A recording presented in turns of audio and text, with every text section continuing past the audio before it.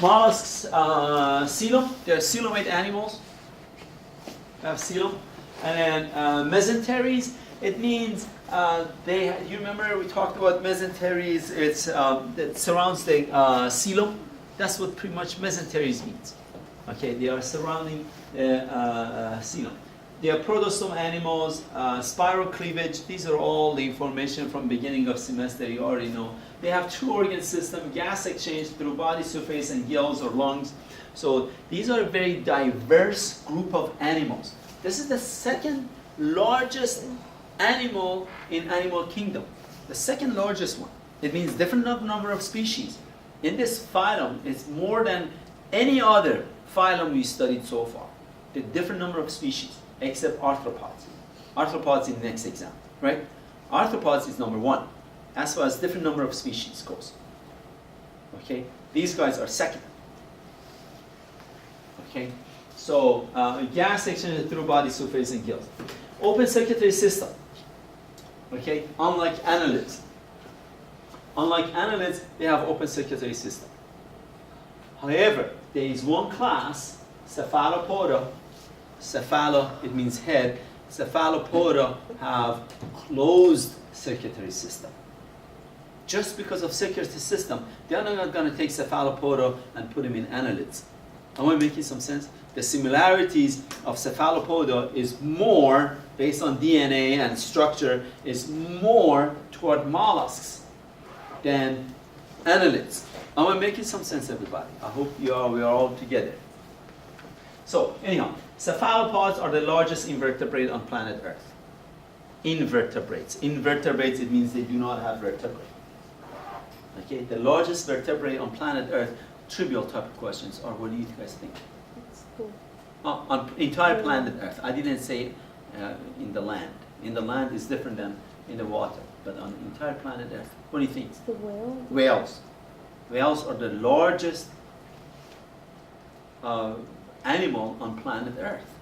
Well, some people argue giant squids could be, I doubt it. Giant squids, I don't know, we can look it up. But they are the largest vertebrate, the whales. And on land, it's elephant. Okay, on land, elephants are the largest on land terrestrial. But anyhow, some of them. Eyes can form image. Of course, not in all of the animals, only in cephalopoda. Some of them. Some of cephalopoda eyes can form image. Annelids and mollusks had a common ancestor possibly. Okay, no metameric, they are not metamerism. Adaptive radiation, I will talk about that here in a minute. Adaptive radiation is something you should know. We'll talk about it when we get to evolution. One of the largest animal kingdom after arthropods. Already mentioned that. Only bivalves and gastropods move to shallow waters and fresh water, and most intelligent invertebrates are cephalopoda. Coelom is limited to heart, gonads, like leeches. We talked about this in a minute, and parts of kidney. Okay, so body contains head, foot portion, and visceral mass, which I'll show you some pictures, and you will see them. What does it mean? That in the foot there is head, foot, body mass. You will see it. Here, this is the term adaptive radiation. Did I put it in here somewhere? No, I did not. I should put it in here. Adaptive radiation means all of these different animals in different environment, they came from a common ancestor. That's what adaptive radiation means. Different animals in different environment. For example, look at them. Monoplacophora is a marine. Gastropoda, oh, they're all over. They are in the marine, they're in fresh water, they're in shallow water, they're inland. Cephalopoda, mostly all marine. I don't know any freshwater cephalopoda, there could be some. So bivalves, they are in shallow water, marine. So they are in all different type of environment on planet Earth. And they have one thing in common ancestor. And that's what the term adaptive radiation means. They radiated. They went to different environment. And they adapted to those environments. Okay? You do have this again with arthropods. You will see adaptive radiation with arthropods too. They evolved from a common ancestor. They evolved to different environments. And that's what adaptive radiation is. The ones that I put star next to, it means these are the classes we are going to study. We have specimen from all of these classes except that. I do not have any specimen on monopolycophora. These are the two classes we do not have specimen, and I'm not going to go over them a little bit. Shell, in general, they have 3 layers. So when you look at the shells in the lab, you can ask me, Amir, which part of the shell is this? Okay, the shells have 3 parts. Common lab question. Periostracum. Periostracum is made up of protein. It's the most outer layer of the shell. And then what happens during pollution or during fall, when the leaves fall into the river and the acidity of the water changes, the water becomes more acidic in the fall. During the fall, leaves fall. So what happens that the protein layer of the shell erodes, or the pollution. The factories dump their material into the river. They used to, well, nowadays, it depends. But anyhow, what happens, the protein molecules on the surface of the animals get eroded away. Of course, it's not healthy for the animal. They can grow it back, but anyhow, that's periostracum. Then the thickest layer is prismatic layer. Prismatic layer is the thickest layer out of the 3, and it's made up of calcium carbonate. Prismatic layer is the thickest layer. The middle, it is made up of calcium carbonate, and it's a whitish color. Nacreous layer is the most inner layer. The inner layer. We are going from outside to inside. This is the most outside layer. This is the most inside layer. And it is also made up of calcium carbonate, nacreous layer. And it's shiny. If I don't know, you guys took a shell and look at it, inside of it's kind of shiny. Okay, that is the nacreous layer. We have shells in here. Take a look at them and you will see it. Radula, something you have not seen in any other phyla that we talked about so far. Pattern and numbers are different in Radula, and found within the mouth area, and it has a rasping tongue-like, except bivalve. Bivalves like clam, oyster, you all know what clams are, oyster is. They do not have radula. But do they take scientists, do they take it and put it in another phylum? No. They have a lot more similarities with mollusks than any other group of animals. Okay, cephalopoda, they have radula. In the lab, we have 2 slides of different type of radula. Okay, so make sure you look at them. Muscles move radula, of course, serves as a conveyor belt. Have you gone to the factory? You see the conveyor belt goes around and they put stuff on top of conveyor belt. This is one picture of a radula, and here's like a conveyor belt. Here's a mouth, so food gets on top of it and acts like a conveyor belt and takes the food into the digestive tract, so on and so forth. Here are radula teeth, they call them, right here. Is a picture of your textbook. Foot, locomotion, attachment, and combination, of course. When we go to Monterey next week, you will see some cephalopoda or some other animals attach the glass like this. Not starfish. Starfish is different. They attach, I don't know, in your aquarium or it's snails. Have you seen snails? They attach to the vertical walls. You've seen them right here, the foot. You know, I don't have to go to Monterey Aquarium. Right here in town, you see snails.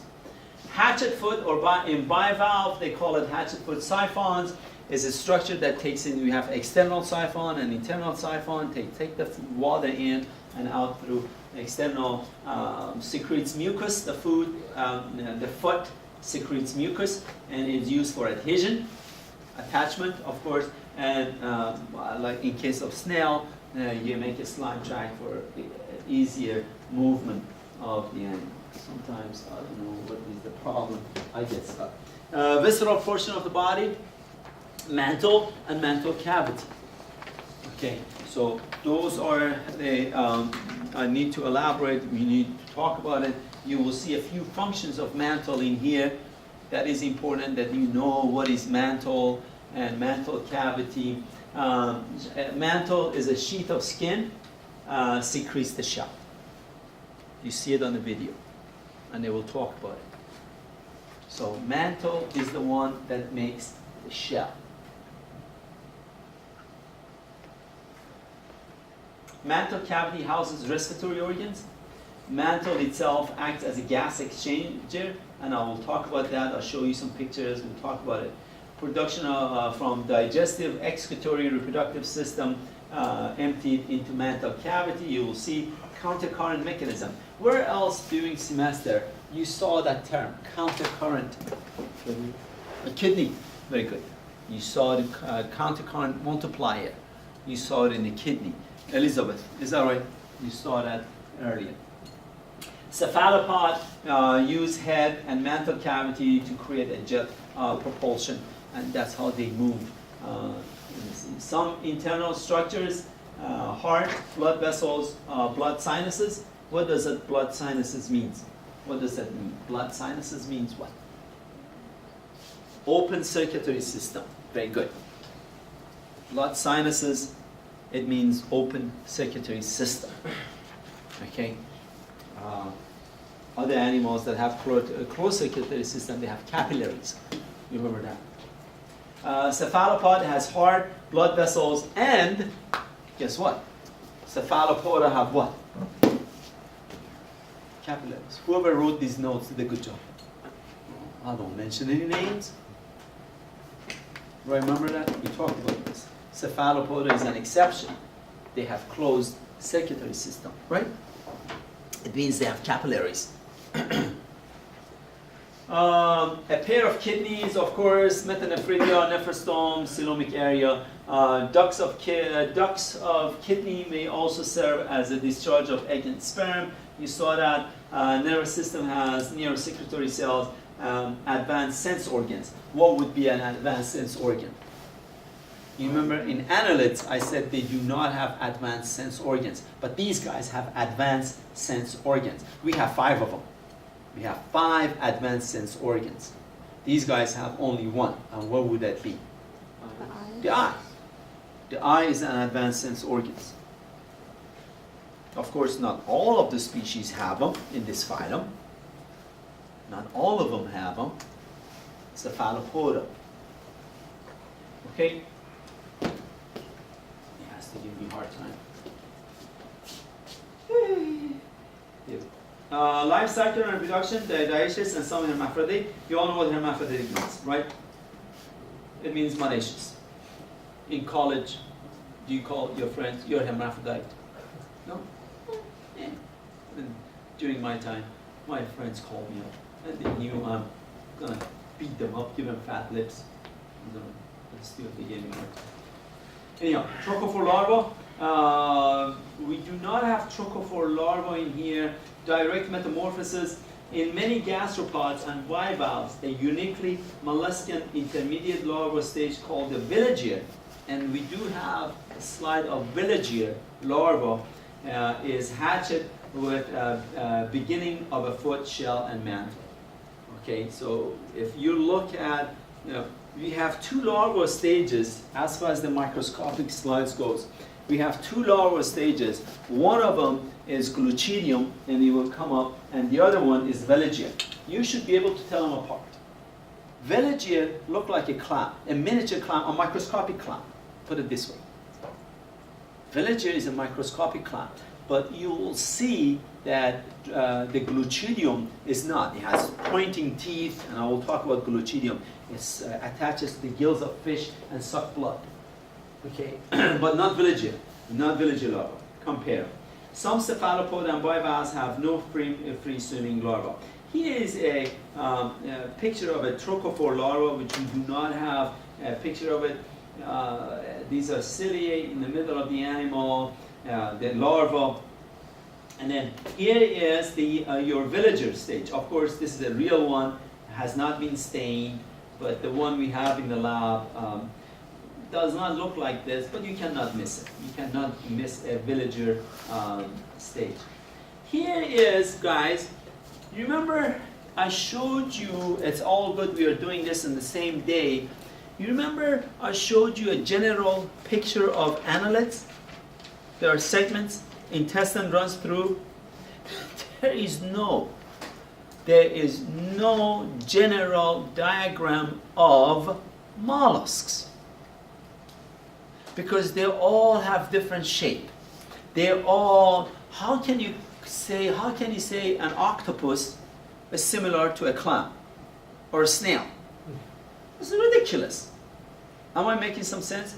But you saw a leech, you saw earthworm, you saw Nereus, Varanus, they're all almost same. Am I making some sense? So mollusks in general do not have same body plan. You remember in one of the videos they said there are 35 different plant, animal kingdom, there are 30 different 5 body plans. That is true. Annelids have one body plan, not mollusks. However, if I ask you that during exam, this is what I want you to draw or say. And that was one of the questions for the last one. I said, what are general characteristics of mollusks? Let's go over it. This is not in your textbook. Okay? Are you ready? Are you ready to go over this? Let's go over it together. So, generally mollusks, generally, again, not all of them, have radula. Which one does not have radula? I already talked about that. The clam, oyster, the bivalve do not have radula. Right? As I said, you cannot say that all mollusks follow this plan, this body plan. But in general, they have this. Okay, so they have radula as a conveyor belt to bring the food to the mouth. And they use it for classification purposes, right? Am I making some sense? You all have been with me for the last hour or so. Then they have, of course, the mantle. The mantle secretes the shell. We talked about that. This is like a skin. Yes? No? Maybe? Perhaps? Glenn? And then, of course, you have digestive tract. It's a complete digestive tract. Mouth in one end and anus in the other end. You all know what I'm talking about. So I'm not going to go over digestive tract. So they have digestive tract, gonads, so on and so forth. The intestine, heart. Let's go over the heart. Heart. Around it, you have coelom. Right? There is no coelom here, here, here, here. It's around the heart. And then, look at the heart. Blood vessels go through here and sinuses. It's an open circulatory system. Cephalopoda is closed circulatory system, but this is open. Look at it. You all follow what I'm talking about? Am I making some sense? And then you have coelom, you have nephridium, of course, yes, sure, it's under the heart most of the time. And then you have shell, you have gills, some of them have lungs. You have gills. And then you have mantle cavity, very important. What is significant about mantle cavity? Let's watch it. What happens, where is my anus? Anus dumps its waste material into mantle cavity. It's in your notes. Reproductive system. Where is my reproductive system? Reproductive system right here in the nephridium, excretory system, dumps its waste material into mantle cavity. Digestive system into mantle cavity. Reproductive system. Do we have reproductive system in here? No, gonads, okay, right here, no. But anyhow, reproductive system, it does not show in this diagram, dumps its material, eggs, whatever, into mantle cavity. I already said that in your notes. And of course, they have a foot. And some of the visceral material is in the foot. They have a distinguished head, most of them, except bivalve. Foot secretes mucus, adhesion, slime, and periostracum, you already know. So this is the generally mollusks look like that. class monoplacophora. That's where we stop. So for